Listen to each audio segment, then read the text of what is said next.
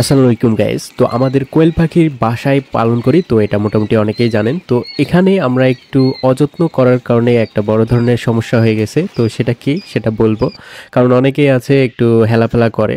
তো সেটা আমি একটু করছিলাম, মানে হচ্ছে ইচ্ছাকৃতভাবে না, রোজ রমজান মাস ছিল বা হচ্ছে ঈদের সময়, তো একটু সময় কম দেওয়া হয়েছিল। তো এই কারণের একটা বড় সমস্যা হচ্ছে যে আমাদের যে ব্রুডিংয়ের কোয়েল পাখির বাচ্চাগুলো ছিল মোটামুটি দেখতেই পাচ্ছেন এগুলো, তো এগুলোর কি অবস্থা হয়েছে একটু অযত্নের কারণে, দেখতেই পাচ্ছেন এই যে নিচে দেখেন কতগুলো মারা গেছে। তো এটার আরেকটা কারণ আছে, এটা হচ্ছে আগের দিন, মানে হচ্ছে বর্তমানে যে ভিডিওটা দেখতেছেন এর আগের দিন রাতে আমি এই লাইটটা এটা অফ করে রাখছি। কারণ হচ্ছে মোটামুটি এই যে বাচ্চাগুলো দেখতে পাচ্ছেন এগুলো কিন্তু হচ্ছে 14-15 দিন বয়সের বাচ্চা। তো এই বাচ্চাগুলোকে আমরা আমাদের ব্রুডিংয়ে যেহেতু হচ্ছে যে মোটামুটি ব্রুডিং দিতে আপনারা জানেন যে 10 দিন পর্যন্ত রাখলেই হয়ে যায়। তো আমরা মোটামুটি হচ্ছে বা 10 দিন পর্যন্ত প্লাস এটা রাখছি, কারণ হচ্ছে রমজান মাস ছিল আর ঈদও ছিল। তো এরকম কারণেই আমরা হচ্ছে যে এগুলোকে খাঁচায় তুলিনি। তো যাই হোক, এখন আমি জাস্ট হচ্ছে আগের দিন লাইটটা অফ করে রাখার কারণে কতগুলো বাচ্চা মরে গেছে দেখেন কি একটা অবস্থা। যাই হোক, এই বাচ্চাগুলো মোটামুটি হচ্ছে যে এখানে রাখা সম্ভব হচ্ছিল না, কারণ এগুলো উড়ে যাচ্ছিল। তো সেই কারণেই আমাদের যেহেতু হচ্ছে বাসার নিচের যে খাঁচাটা আছে সেটা খালি আছে, তো সেই খাঁচাগুলোতে আমরা এই পাখিগুলোকে তুলবো। তো দেখতেই পাচ্ছেন আমাদের এখানে যতগুলো পাখি আছে সবগুলোকে এখানে ধরে এই যে একটা কার্টুনে আমরা নিয়ে যাচ্ছি, কারণ হচ্ছে আগের ক্যারেটটা আমরা কিছু পাখি সেল দেওয়ার কারণে সেটার সাথেই দিয়ে দিয়েছিলাম।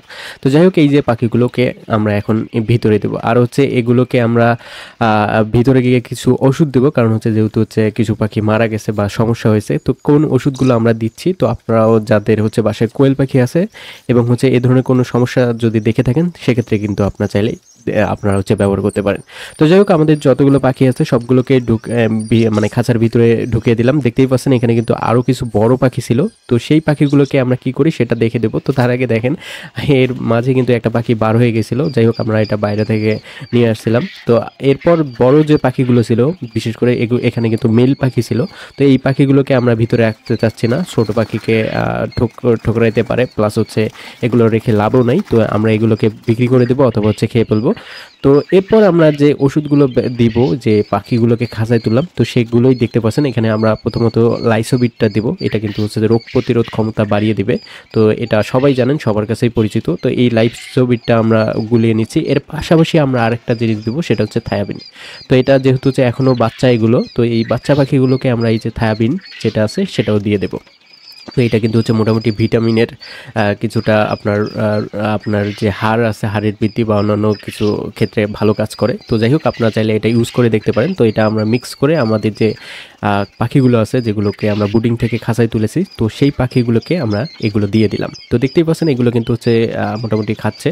আশা করা যায় যে এগুলো থেকে আর কোনো সমস্যা হবে না ইনশাআল্লাহ। তো যাই হোক, আপনারা হচ্ছে আপনাদের খামারে যদি হচ্ছে এই ধরনের ব্রুডিং বা যে কোনো কিছু করে থাকেন সেক্ষেত্রে কিন্তু অবশ্যই সতর্ক থাকবেন। কোনো রকম হচ্ছে যে বেখেয়ালি বা হচ্ছে আপনার অযত্ন নেবেন না, সেক্ষেত্রেই কিন্তু হচ্ছে বাচ্চা মারা যাবে বা এই ধরনের কোনো সমস্যা সৃষ্টি হতে পারে। তো যাই হোক গাইস, এই ছিল আমাদের আজকের ভিডিও। দেখা হবে নতুন কোনো ভিডিওতে, সে পর্যন্ত সবাই ভালো থাকবেন। আল্লাহ হাফেজ।